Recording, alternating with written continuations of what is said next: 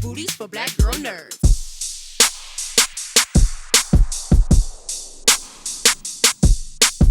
Thank you guys so much for taking the time to speak with me. I appreciate it. Thank Thank you. you. Well, Lily, I'll start with you. You've obviously had a stellar year this past year with Killers of the Flower Moon. And before I even saw you in that, I saw you in Fancy Dance. I actually screened it during Sundance and was Thank you. completely moved by your performance. So when you were reading the script for Jax, what moved you about her character? Oh, I was so excited to see what Jax became because I was signed on before I even knew what the story was going to be because it was with Erica. Erica and I had done a short together, and she kind of described a character she wanted to create for me in a feature setting. And I was like, whatever it is, I'm on board. So when that script finally did come around a couple years later, and I saw, okay, her name is Jax. Named after a woman who works with the National Indigenous Women's Resource Center. I loved that immediately. Um, but I was so grateful that this was a character that was very strong and also very flawed because that's interesting, that's real.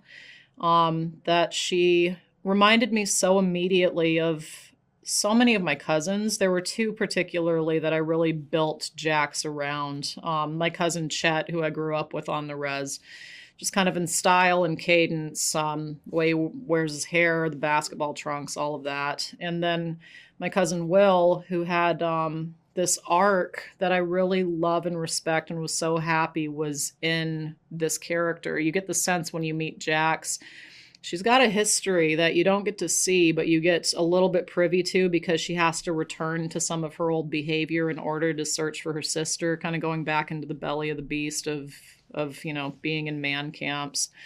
So it's never explicitly detailed what was going on in Jax's life, but I've got cousins in my life who were walking a very different path, not as extreme as, as what Jax was up to, but definitely hit that point. Particularly my cousin Will when he became a dad, and then also decided that it was very important that he reconnect with culture. You get to an age where you realize, like, oh, we're up, we're becoming that generation. We're the adults now. So what are we passing down to our nieces and nephews and our kids? And like Will pivoted his life away from, you know, just nothing too bad, but nothing that was like in service of anything greater. Now he works in our Buffalo revitalization program. He's a society member. He addresses the needs of the community, and he does it for the kids. He's learning the language to pass it to his kids and his nieces and nephews. And I recognize that immediately in Jax, that kind of return to something that is irreplaceable and is the greatest gift that you can give to the next generation. So I was really happy that you could see that there were no model minorities in this, that it was a genre film, that we could put it right on the shelf in between Thelma and Louise and Paper Moon, but it would have a social impact. I was so thrilled that Erica and Michiana created this world that doesn't shove anything down anyone's throat, just invites you into this relationship, and you learn through the obstacles and through the hardships, through the joys, through the road trip of it all, what this world is that these characters are dealing with. It's such a beautiful and multi-layered world, and Jax is such a multifaceted character. And I'm also so intrigued, Isabel, by your character. I mean, she has to grow up much faster than girls her age. Do you think that her actions are a way to survive in her environment, or are there some selfish intentions there as well? I mean, absolutely. Roki is such a quiet but intentional presence. Always. She's always learning and she's always listening. And, those, acts that she does for survival, she learns from the women around her who are teaching her. And, that's for better or for worse. And she's always trying to make sure everybody's okay. Even though she is so young, she really is such a caretaker as well. She really just cares for the people around her. And throughout the film, we see her coming of age, you know, especially with the situation she's put in throughout the film. She really does have to grow up so fast. And, you know, you see that, and you see those moments of joy of growing up too, with her first moon, and, you know, those discussions of ceremony and those discussions of women's bodies are so important because, periods and women's bodies, it's so stigmatized. And so having it in such an important film, that discussion as well, is really beautiful to see. And I was really grateful to get to do that. Mhm. It's just such a beautiful film, a women-centered film through a Native lens. It's just so refreshing to see. And I'm glad that it's going on Apple. It feels like it was ages ago when I saw it at Sundance. Right. I'm like, I want to see more people seeing this film. So I'm glad that more audiences are going to be exposed to it. And Lily, Isabel, thank you so much for taking the time to speak to Black Girl Nerds. I appreciate the conversation. Thank you so much. Love what y'all do. Yeah. Thank you.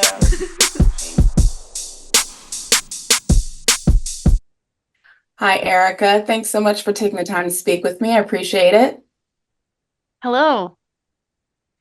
Congratulations on your debut feature film, first of all. I know that is no easy feat. And I had the opportunity to screen this at Sundance, and I enjoyed it back then. So I'm glad that this is getting wide distribution for a larger audience to see. The story of Fancy Dance, it really shows the reality of what it's like specifically for women to live on the reservation and the means that they have to go through in order to survive. Why was it important to show this aspect of the story in Fancy Dance? Yeah, I mean, it was important to show these complicated characters doing things because I feel like historically in Hollywood, the way Native Americans have been represented is it's either the like very violent, like warrior type, period piece kind of representation, or it's this like one with nature Native American who's like smoking a peace pipe, right? Like those are like the two options. And I wasn't interested in telling a story about, a quote unquote model minority. Like I wanted these characters to be complicated, to be, making decisions that you're like not always like thinking is the best decision. Like they make mistakes. But at the end of the day, like everyone deserves justice and everyone deserves to be found when they go missing. And so it was important for Michiana, my co-writer, and I to think about Towie.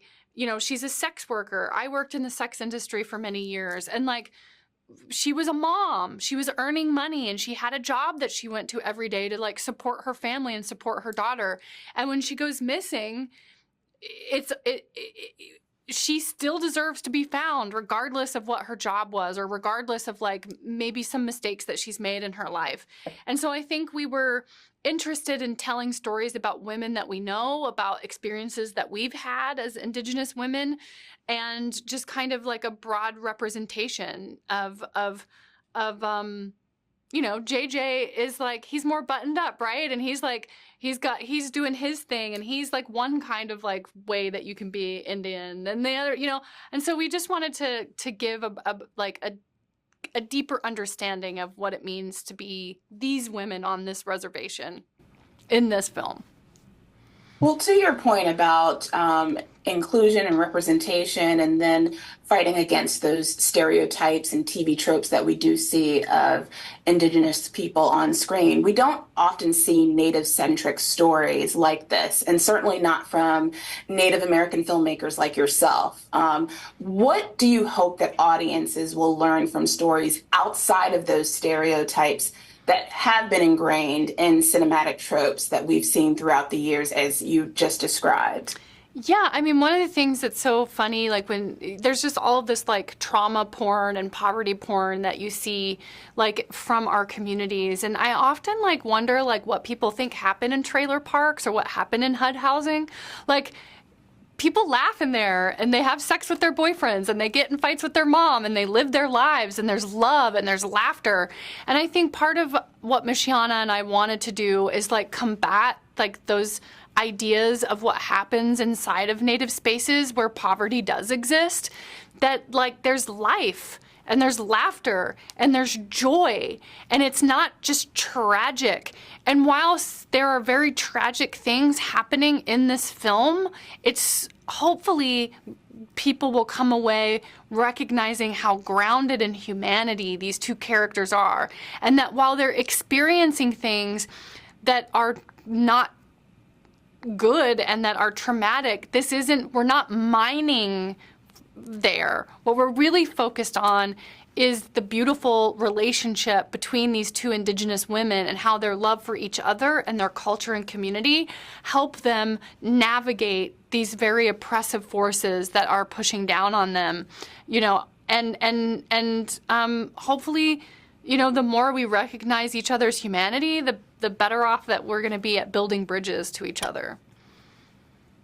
Well, certainly this is a film that many people need to see. I'm so glad that this is going on to Apple. I really hope that people tune in and watch, because it's just refreshing to see original, nuanced, multi-layered stories like Fancy Dance. So again, congratulations on this project, and thank you so much for taking the time to speak to Black Girl Nerds. I appreciate the conversation. Thank you so much.